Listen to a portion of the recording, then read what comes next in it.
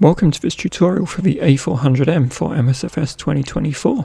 This tutorial is from a runway start with engines on. Before we fly, let's check out our flight plan in the world map. So today we're flying the usual test route of Stansted runway 04 to Glasgow runway 05.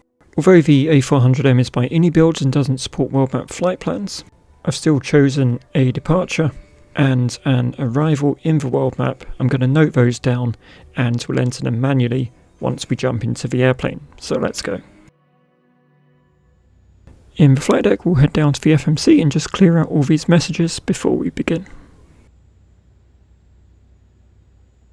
Okay, now it's time to enter our departure airport, so we click from and then we type in the airport code of Stansted. We repeat the process, click to enter Glasgow. With that done, we can now select our departure from Stansted. So this is the one we found in the world map, it's runway 04 and Barkway to Sierra as the SID. Hit temporary flight plan and we'll just scroll down and we'll hit insert temporary to commit that part of the flight plan. With that committed, we'll click on Glasgow and we'll select an arrival. So again, we found this in the world map, runway 05, and it's the ILS approach. We'll hit temporary flight plan, and once again, insert temporary. Scrolling down the plan, you can see we've got a discontinuity here. To clear that, you just click on it and press delete. That's it, our flight plan is all set. So it's now time to head over to the perf page, and we'll grab our V-speeds. So on the perf page, it's very simple. You click takeoff perf computation and then insert takeoff data. We'll also insert our cruising altitude into the FMC at this point. So that's flight level 260 or 26,000 feet because it's quite a short flight. Remaining jobs are to hit the takeoff config button and check that the takeoff config is normal. If it is, we're good to go. So parking brake off and throttles to full.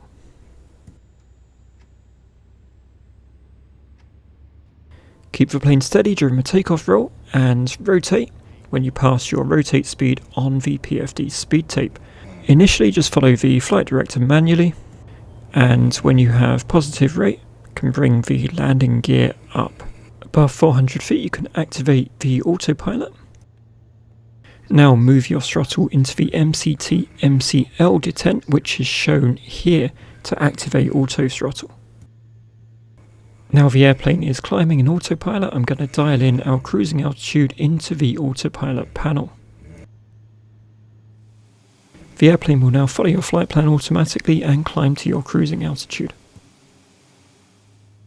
Just for reference, if you want to increase the range on the navigation display, it's this dial here. Just click it to spin it to the right or left.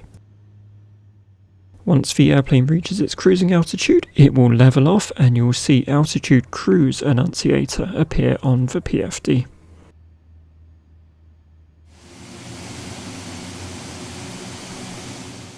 Now we're at cruise, we'll do some prep for descent. So first of all, we'll dial in our bottom of descent altitude. As a rule of thumb, that's 2,000 feet above the elevation of your destination airport. Glasgow's at sea level, so I'll dial in 2,000 feet.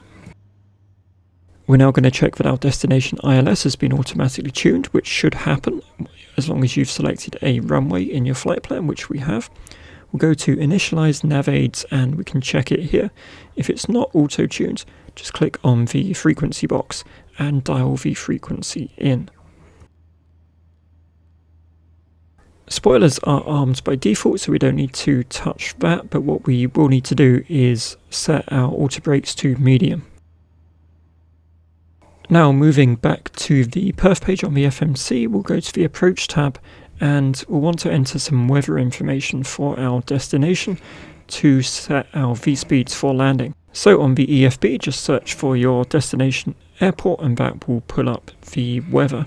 First of all, we'll enter the QNH that I'm highlighting here, so that's 10:30, head down to the FMC, and we'll click the QNH button and enter 10:30. Next up is the winds data, so again I'm highlighting here, the wind is at 210 degrees and 8 knots. So head down to the FMC, we'll click the wind section, we'll enter 210 degrees, and for the knots, we're going to enter 8. Next up is the temperature, so I'm highlighting it here. It is 10 degrees. So we'll click the outside air temperature field and enter 10 degrees. I'm also going to set some minimums, so I want to hear the minimums call out at 150 feet radio altimeter. And with that done, we now have a list of flap speeds and an approach speed. Top of descent is signified by a white down arrow on the navigation display. Once the airplane passes or overlaps that arrow, push the altitude dial to start your descent.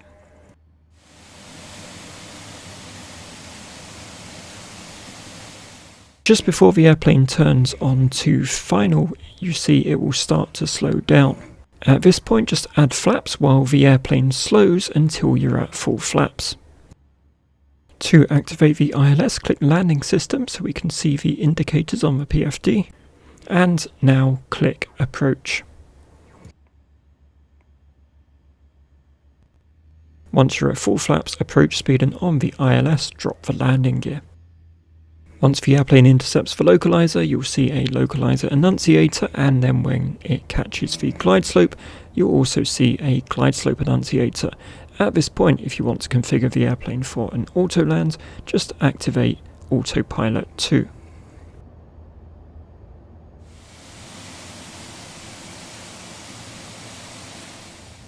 With both autopilots active at 400 feet, you'll see a land annunciator. If you don't wish to auto land, you can just disable the autopilot at this point. In auto land mode, when the airplane begins its flare, you idle the throttle. The airplane will touch down, apply reversers until 80 knots, then idle the throttles. The airplane will take care of lateral movement during rollout, and it will also automatically apply the brakes. The A400M does have an automatic brake to vacate system, so you'll see here the airplane is automatically rolling off the runway towards a taxiway as part of its rollout. And that concludes our tutorial for the A400M. I hope you found this useful. If you did, please drop a like, feel free to subscribe for regular sim content. Take care, and I'll see you next time.